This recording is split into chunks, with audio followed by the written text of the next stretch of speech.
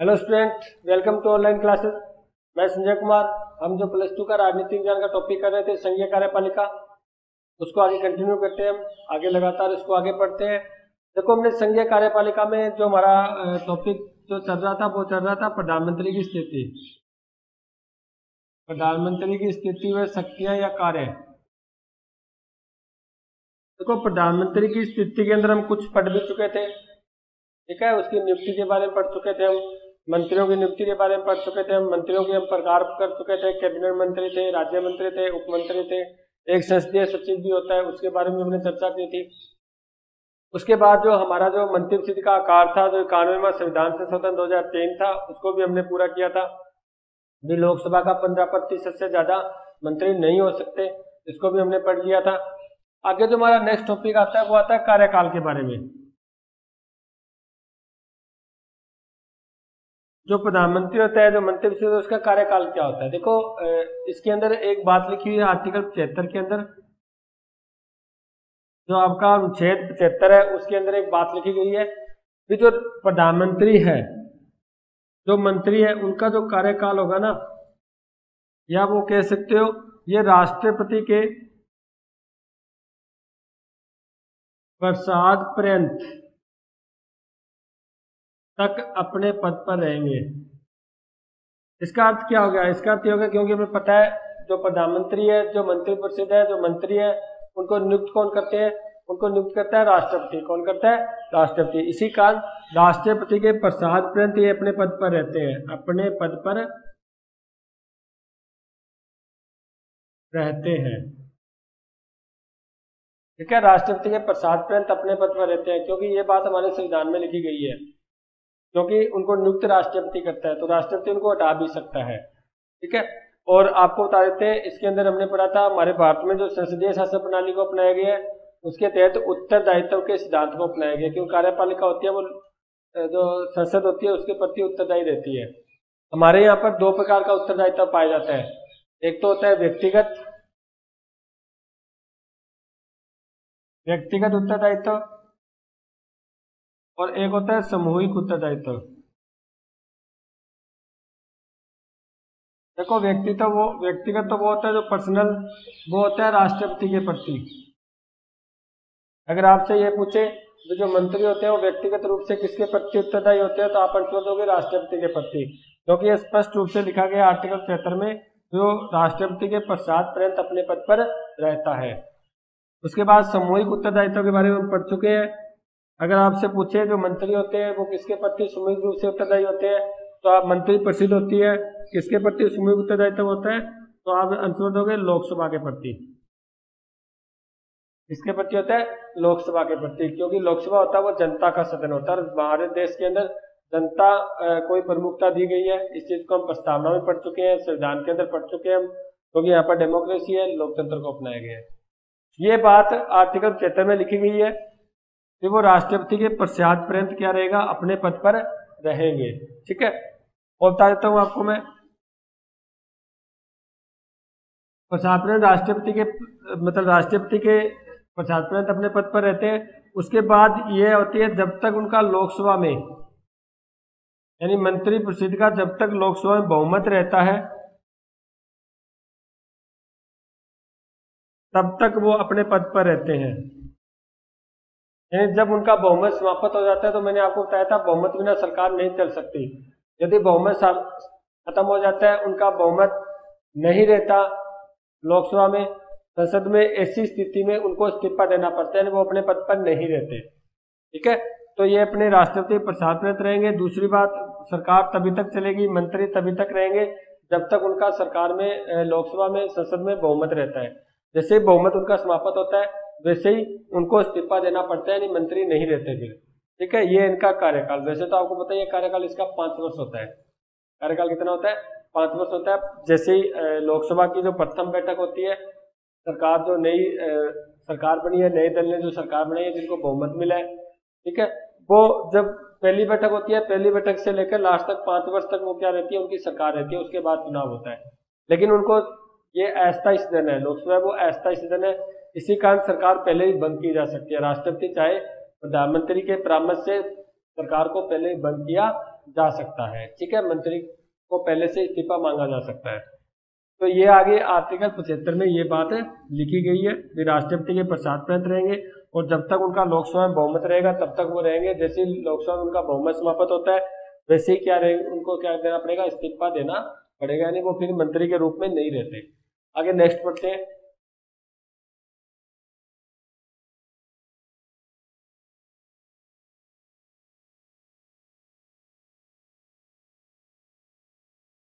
आगे आपका टॉपिक आता है मंत्रियों की नियुक्ति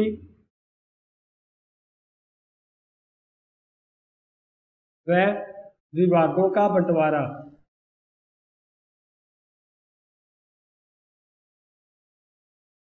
देखो, मंत्रियों की नियुक्ति के बारे में हम पढ़ चुके हैं, क्या होती कैसे होती है। हमने पढ़ा था भी मंत्रियों की नियुक्ति होती है, राष्ट्रपति करता है। कौन करता है नियुक्ति? राष्ट्रपति। राष्ट्रपति किससे? प्रधानमंत्री के परामर्श पर। हमने ये पढ़ा था प्रधानमंत्री की नियुक्ति भी कौन करता है? राष्ट्रपति करता है। और राष्ट्रपति जिन नामों की लिस्ट की जो सूची होती है प्रधानमंत्री तक पहुंचाता है, उन मंत्रियों को वो क्या कर देता है? राष्ट्रपति नियुक्त कर देता है।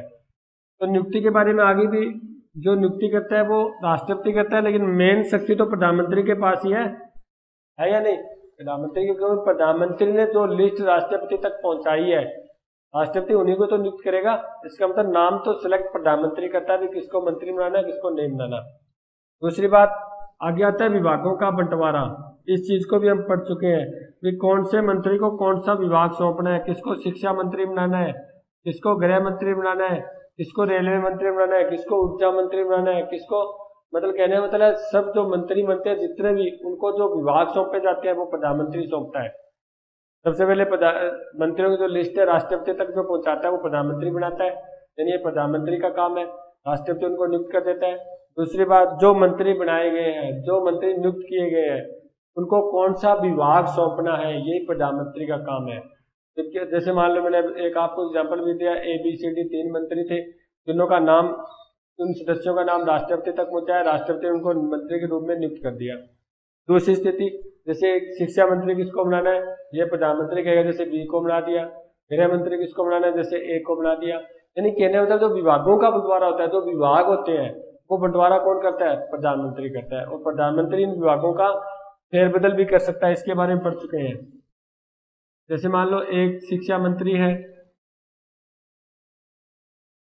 B है जो मान लेते हैं ऊर्जा मंत्री है, वो क्या कर सकता है? वो इन दोनों का विभाग चेंज भी कर सकता है। A को ऊर्जा मंत्री बना सकता है, B को शिक्षा मंत्री बना सकता है। वो एक व्यक्ति से इस्तीफा मांगकर इसी के साथ विभाग जोड़ सकता है, यानी शिक्षा मंत्री, ऊर्जा मंत्री इकट्ठा एक व्यक्ति को विभाग सौंप सकता है। ये प्रधानमंत्री पर डिपेंड करता है भी एक व्यक्ति को एक से ज्यादा विभाग भी सौंप सकता है, वो इसी मंत्री से इस्तीफा भी मांग सकता है वो, और क्या कर सकता है? उन विभागों में फेरबदल भी कर सकता है, यानी उन विभाग अलग अलग बदल सकते हैं। जिस व्यक्ति को विभाग मिला उससे छीनकर किसी और को व्यक्ति को दी जा सकती है, उसको किसी और का विभाग मिल सकता है। ठीक है, ये प्रधानमंत्री पर डिपेंड होता है। ये है प्रधानमंत्री की स्थिति। आगे हम नेक्स्ट करते हैं।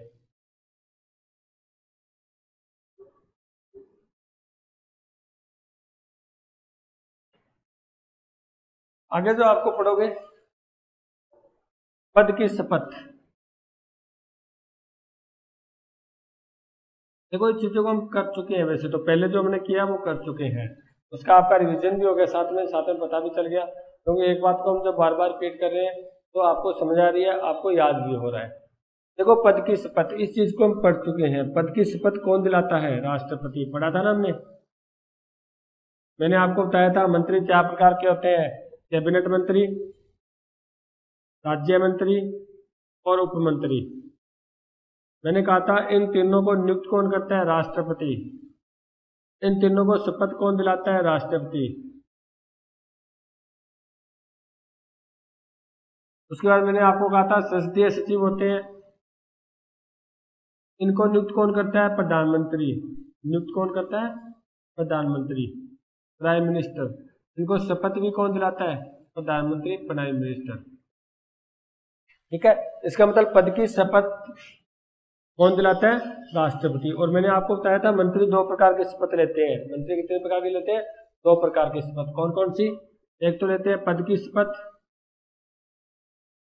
और एक लेते हैं गुप्तता की शपथ। एक तो जो पद है उनको जो पोस्ट दी गई है, जो विभाग सौंपा गया है उनको, उस विभाग का वो ईमानदारी से पालन करेंगे, संविधान के अनुसार उसका पालन करेंगे, संविधान का उल्लंघन नहीं करेंगे, संविधान का अतिक्रमण नहीं करेंगे। ये वो क्या करते हैं, शपथ लेते हैं अपने पद की। ये अपने जो उनको जो काम सौंपा गया है, जो उनको उत्तरदायित्व सौंपा गया है, कर्तव्य सौंपा गया है, वो उनका ईमानदारी से पालन करेंगे। दूसरी बात गुप्तता की भी होती है, यानी वो जो भी मंत्री परिषद में निर्णय लिया गया है, जो भी मंत्री परिषद में निर्णय लिया गया है, उस निर्णय को वो क्या रखेंगे, गुप्त रखेंगे। यानी आपको अगर प्रश्न आ जाए ना, मंत्री कितने प्रकार की शपथ लेते हैं, ध्यान रखना 2 प्रकार की शपथ लेते हैं। एक तो अपने पद की शपथ लेते हैं, अपने पोस्ट की शपथ लेते हैं। दूसरा जो मंत्री परिषद में जो निर्णय होता है वो लीक नहीं करेंगे, यानी वो एक गुप्त रूप से रखा जाएगा। वो अगर वो लीक हो जाए तो फिर सरकार का जो जो कार्य जो होना था वो असफल हो जाता है, सफल नहीं हो पाता। इसी कारण उनको गुप्तता की शपथ भी दिलाई जाती है। फिर वो हर बात को गुप्त रखेंगे, आगे से किसी और को बताएंगे नहीं या लीक नहीं करेंगे। ठीक है, उसके बाद नेक्स्ट पढ़ते हैं हम।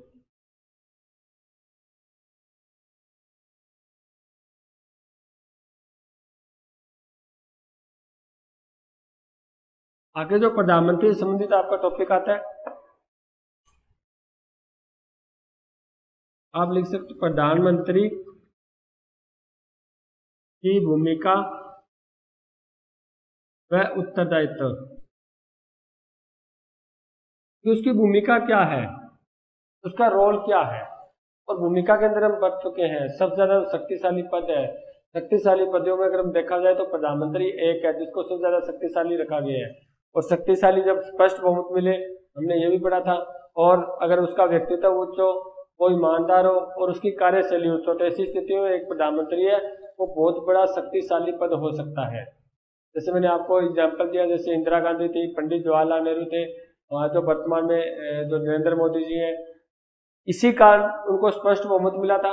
नरेंद्र मोदी जी को स्पष्ट बहुमत मिला है, सीटें ज्यादा मिली है, साथ उनकी कार्यशैली भी अलग प्रकार की है, उनका व्यक्तित्व वो उच्च है, इसी कारण वो आज एक मजबूत प्रधानमंत्री है। ठीक है, तो उनकी भूमिका के बारे में पढ़ेंगे, उनके रोल के बारे में पढ़ेंगे, उसके बाद उसके उत्तरदायित्व के बारे में पढ़ेंगे, उनका कर्तव्य क्या क्या है प्रधानमंत्री। ठीक है, प्रधानमंत्री का रोल बहुत है, बहुत ज्यादा भूमिका होती है, क्योंकि जो भी प्रक्रिया होती है वो प्रधानमंत्री बिना नहीं हो सकती। अगर आज एक छोटा सा निर्णय लिया जाए ना तो प्रधानमंत्री बिना नहीं हो सकता, क्योंकि मंत्री परिषद का जो नेता होता है, मैंने पहले ही कहा था, जो मंत्री परिषद का नेता होता है वो कौन होता है, प्रधानमंत्री होता है। लोकसभा का नेता अगर आपसे पूछे तो वो कौन होता है, प्रधानमंत्री होता है। संसद का नेता आप ये कह दो भी, दल का नेता पूछे तो आपसे तो कौन होता है, प्रधानमंत्री होता है।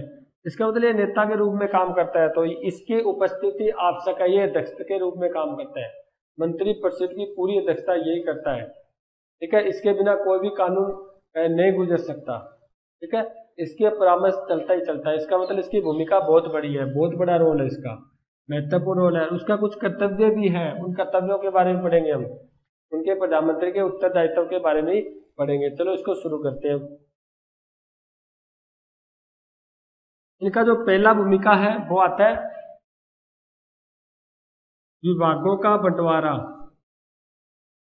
बहुत बार पढ़ चुके हैं हम इस चीज को, मैं आपको बता चुका हूं कि विभागों जो मंत्री होते हैं, जो मंत्री बनाए गए हैं, इनका विभागों का बंटवारा कौन करता है, प्रधानमंत्री करता है।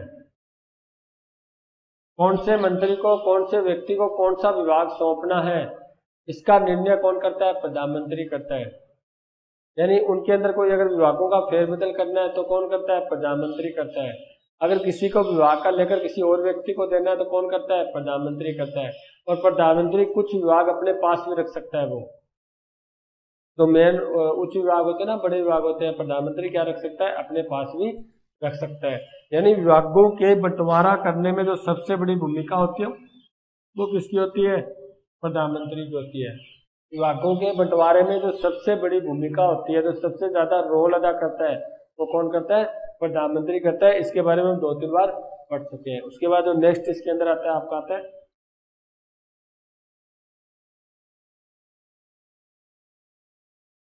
वो प्रभारी होता है। क्या होता है, प्रभारी। किनका, मंत्रालयों का। प्रधानमंत्री होता है वो मंत्रालयों का प्रभारी होता है। प्रभारी क्या होता है पता है आपको, जो प्रभारी जो देख रेख करता है पूरी, जो दक्षता होती है, दक्षता करता है, जो है ना, प्रभारी, जैसे किसी को प्रभार सौंप दिया गया कि तेरे को ये काम करना है। इसी प्रकार जितने भी मंत्रालय हैं यहाँ पर, उन सभी मंत्रालयों का प्रभारी यही होता है, उनको संचालित प्रधानमंत्री करता है, उनकी देख रेख प्रधानमंत्री करता है, उनके लिए नियम सिद्धांत है वो प्रधानमंत्री बनाता है, ठीक है। उनसे संबंधित कोई निर्णय लेना है तो प्रधानमंत्री लेता है। यानी कहने मतलब जितने भी हमारे यहाँ पर मंत्रालय रखे गए हैं, उनका जो प्रभारी है, जो प्रमुख प्रमुख है, आप हेड कह सकते हो, जो हेड है वो कौन है, प्रधानमंत्री को रखा गया। यानी प्रधानमंत्री का इतना बड़ा रोल है। उसके बाद नेक्स्ट बढ़ते हैं आगे, आपका आता है तीसरा, मंत्रिमंडल का नेता। देखो इसको हम पढ़ भी चुके हैं, मैंने आपको बताया था मंत्रिमंडल, मंत्री परिषद जो भी है उनका नेता कौन होता है, प्रधानमंत्री होता है। इसका मतलब पूरी मंत्रिमंडल है उसका नेता कौन होता है, प्रधानमंत्री होता है। लोकसभा का नेता कौन होता है, प्रधानमंत्री। ये देखो इसकी, अरे नेता की तो भूमिका सबसे सर्वोपरि होती है वैसे। जैसे मान लेते हैं कोई संगठन है, उसका जो नेता होता है तो वही तो बोलता है उसके अंदर, वही तो अपने सदस्यों को बताता है भी आपको कैसे चलना है, किस प्रकार आपको काम करना है, क्यों उसका वो नेतृत्व करता है। क्या करता है, नेतृत्व। इसी प्रकार जो मंत्रिमंडल का जो नेतृत्व करता है वो कौन करता है, प्रधानमंत्री करता है। मंत्रिमंडल में उसका नेतृत्व प्रधानमंत्री करता है, जो तो उसका नेता होता है, उसका अध्यक्ष के रूप में वो काम करता है, उसके प्रमुख या हेड के रूप में काम करता है। अब मंत्रिमंडल में कौन सा निर्णय लेना है, ठीक है, निर्णय की क्या प्रक्रिया होगी, तो ये सारे का सारा मैटर कौन संभालता है, प्रधानमंत्री संभालता है। क्यों, क्योंकि वो नेता होता है, ठीक है। मंत्रिमंडल की बैठक के अंदर प्रधानमंत्री क्या होता है, उसका अध्यक्ष होता है, पूरी मंत्रिमंडल को वो संचालित करता है, उसको उसकी देख रेख करता है वो। तो मंत्रिमंडल के नेता के रूप में भी क्या होती है, प्रधानमंत्री की बहुत महत्वपूर्ण भूमिका होती है। उसके बाद नेक्स्ट आता है आपका,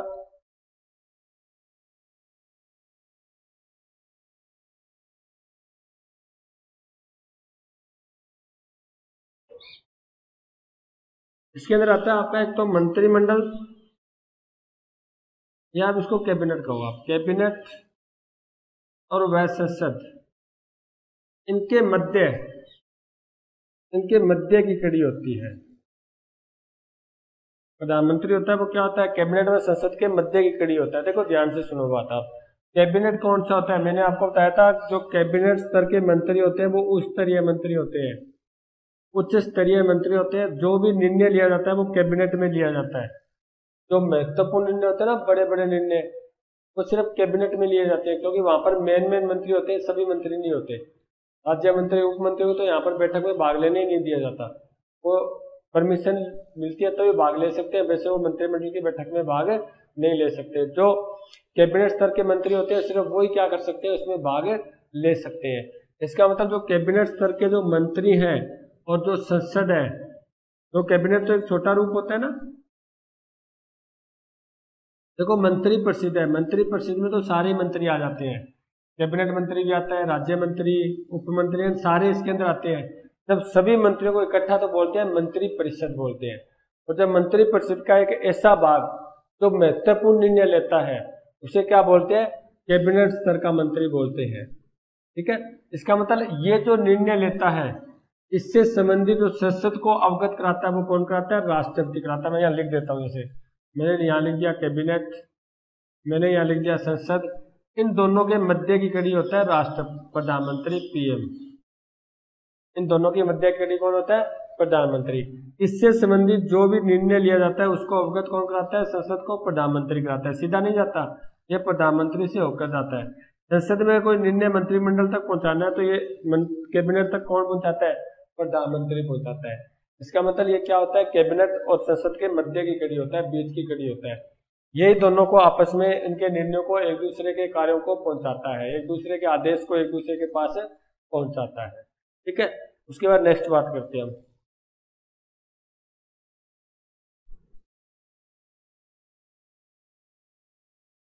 आगे इसका भूमिका आएगी, वो आएगी जैसे हम लिख देते हैं सरकारी प्रतिनिधि के रूप में।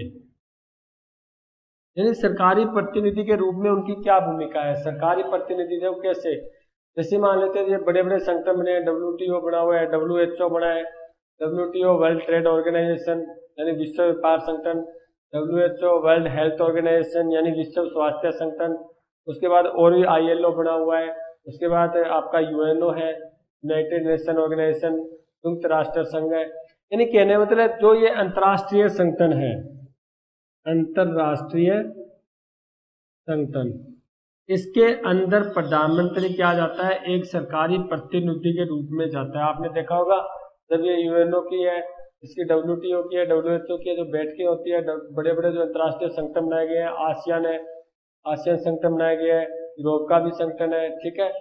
उसके बाद आप बुडापेस्ट का संगठन बनाया गया है, यानी ये सब संगठन है ना।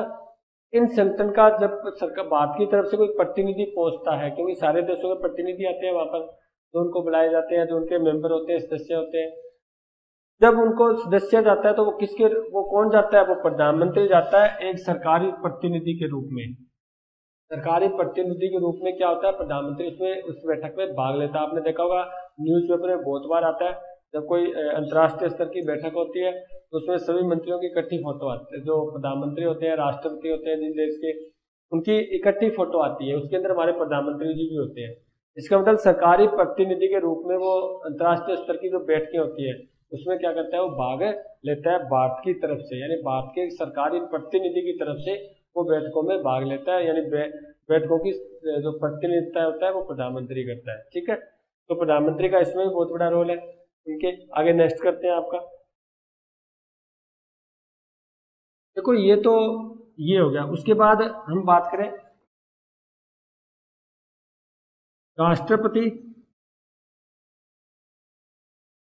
और संसद, इनके मध्य की कड़ी होता है वो भी कौन होता है, प्रधानमंत्री होता है, ध्यान रखना।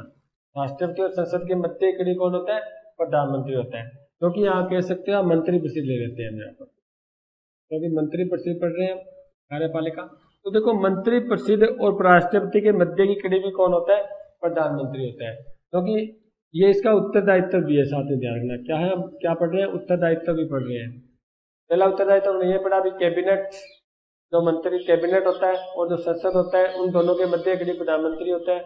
यहाँ पर भी राष्ट्रपति और मंत्री परिषद के मध्य की कड़ी भी कौन होता है, प्रधानमंत्री होता है।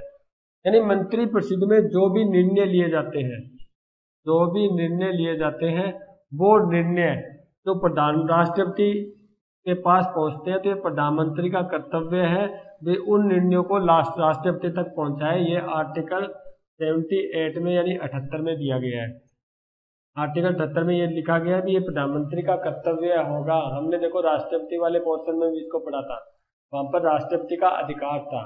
तो मैंने आपको बताया था आप जब प्रधानमंत्री पढ़ोगे तब तो उसका कर्तव्य हो जाएगा, और जब राष्ट्रपति पढ़ोगे तो राष्ट्रपति का अधिकार हो जाएगा। तो ये देखो ये प्रधानमंत्री का कर्तव्य है कि जो भी मंत्रिपरिषद में निर्णय लिया गया उसको राष्ट्रपति तक पहुंचाए। और राष्ट्रपति कोई मान लो किसी चीज की मंशा करता है, यानी कोई निर्णय मांगता है या कोई बात पूछता है भी हमें ये बताओ जी इसके बारे में, जो आपने निर्णय लिया है उसको मेरे तक पहुंचाया जाए, तो ऐसी स्थिति में यहाँ के जो निर्णय विचार होते हैं वो प्रधानमंत्री लेकर राष्ट्रपति तक पहुंचाता है। यानी राष्ट्रपति का तो ये अधिकार है कि वो कोई भी निर्णय को मांग सकता है, कोई भी बात को वो मांग सकता है उससे, कोई भी कानून, कोई विधि विधेयक या कोई भी कार्य किया जा रहा है तो इससे डिमांड कर सकता है भी वो बात मेरे तक लेके आई जाए, मेरे को उससे अवगत कराया जाए। तो यह प्रधानमंत्री का कर्तव्य होगा भी मंत्रिपरिषद में जो भी निर्णय लिए गए हैं, जो भी कार्य किए गए हैं, उनको क्या करे, राष्ट्रपति तक पहुंचाए, राष्ट्रपति तक पहुंचाए। इसका मतलब राष्ट्रपति और जो मंत्री परिषद होती है उनके मध्य की जो कड़ी होती है वो कौन होती है, कौन होता है, प्रधानमंत्री होता है, PM होता है, हमारा प्राइम मिनिस्टर होता है। यानी ये अगर कोई बात कहेगा उस बात को मंत्री परिषद तक पहुंचाएगा प्रधानमंत्री। अगर यहाँ कोई बात का निर्णय लिया गया है उस विचार को, उस निर्णय को राष्ट्रपति तक पहुंचाएगा प्रधानमंत्री। ऐसे निर्णय को राष्ट्रपति खुद भी मांग सकता है और प्रधानमंत्री जवाब नहीं देगा। अभी ऐसा नहीं भी मैं निर्णय आपको वो नहीं बताऊंगा, अगर राष्ट्रपति इससे कोई डिमांड करता है तो उसको यहाँ से निर्णय लेकर राष्ट्रपति तक पहुंचाना पड़ेगा। ये प्रधानमंत्री का उत्तरदायित्व है, प्रधानमंत्री का कर्तव्य है, ठीक है। उसके बाद हम नेक्स्ट पढ़ेंगे, अब हम पढ़ते हैं प्रधानमंत्री के कार्य। प्रधानमंत्री के कार्य,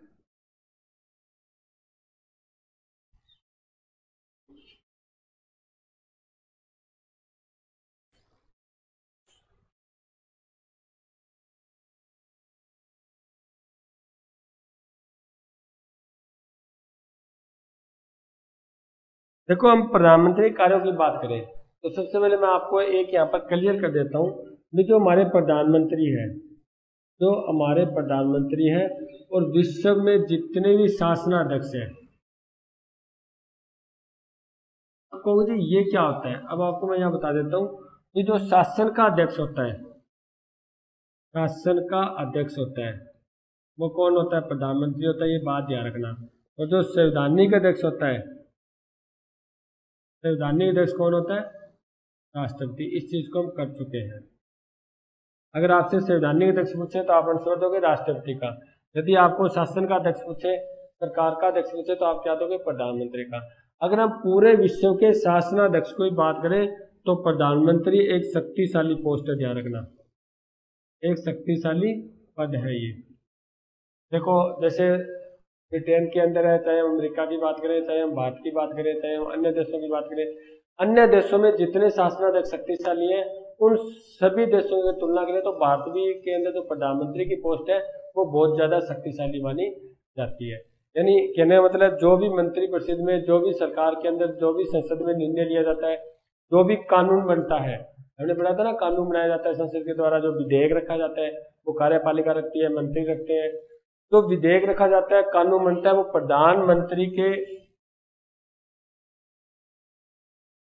यानी प्रधानमंत्री से गुजर कर ही जाता है। ऐसा नहीं प्रधानमंत्री को पता ही नहीं जो कानून बन जाए, यानी प्रधानमंत्री उसकी शुरुआत करता है, प्रधानमंत्री उसको आगे रखने के लिए कहता है, ठीक है, क्योंकि वो नेता होता है मंत्रिपरिषद का। जब मंत्रिपरिषद जब तक कोई विधेयक नहीं रखेगा जब तक उसको प्रधानमंत्री परमिशन नहीं देता, ठीक है, यानी प्रधानमंत्री के परामर्श से उसको रखा जा सकता है। कोई मंत्री प्रधानमंत्री के विरुद्ध नहीं चल सकता, ठीक है, क्योंकि वो शासनाध्यक्ष होता है। अगर पूरे विश्व के शासनाध्यक्ष की हम बात करें तो प्रधानमंत्री भी एक क्या है? शक्तिशाली पद माना जाता है। और उन शक्तिशाली पदों में एक हमारा भारत का प्रधानमंत्री भी है, ठीक है। उसके बाद हम नेक्स्ट बात करें इसकी दूसरा, ये लिख देता हूं मैं, हमने पढ़ा था, हाँ, प्रधानमंत्री होता है वो वास्तविक अध्यक्ष होता है। ये पढ़ा था या नहीं पढ़ा था?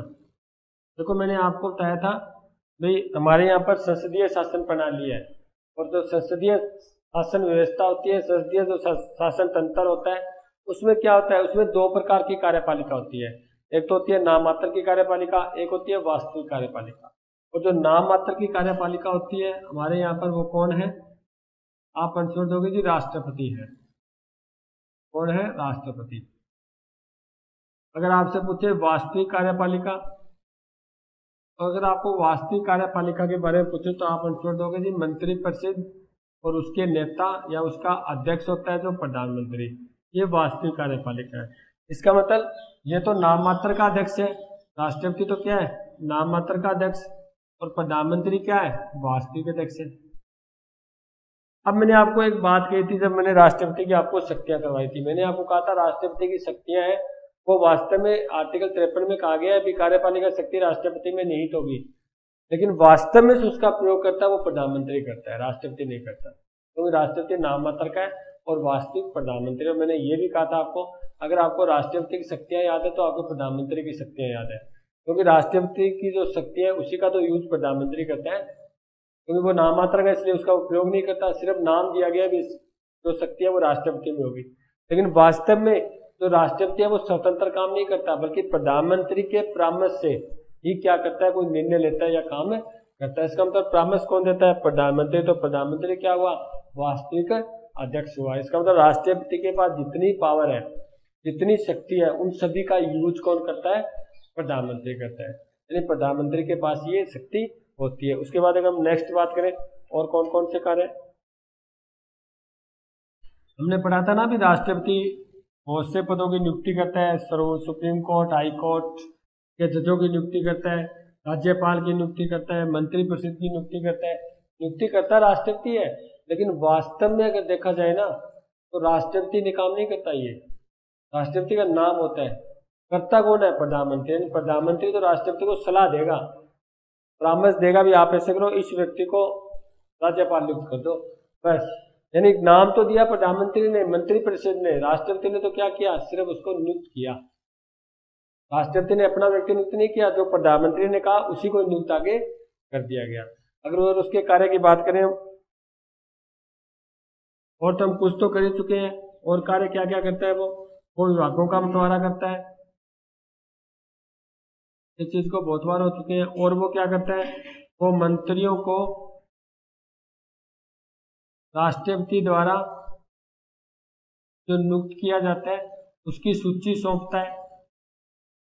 उसकी सूची भी कौन सौंपता है, प्रधानमंत्री सौंपता है राष्ट्रपति को, ठीक है। और वो विभागों में फेरबदल भी कर सकता है, कितने भी लिख सकते हो, इसलिए मैं जल्दी जल्दी करवा रहा हूँ। ये चीज को हम कर चुके हैं, विभागों में फेरबदल कर सकता है, विभाग बदल सकता है। और वो क्या कर सकता है, किसी मंत्री से इस्तीफा मांग सकता है,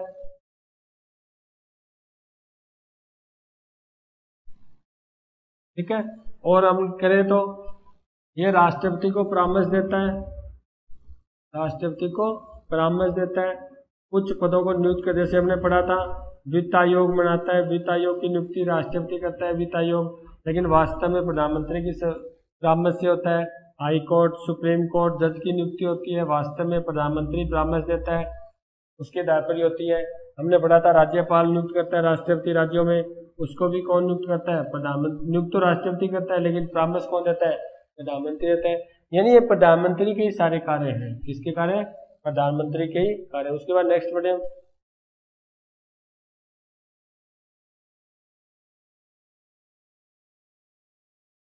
हम बात करें जो सरकार का जो मुखिया होता है, सरकार का मुखिया कौन होता है। अभी मैं यहां लिख देता हूं संविधान का मुखिया,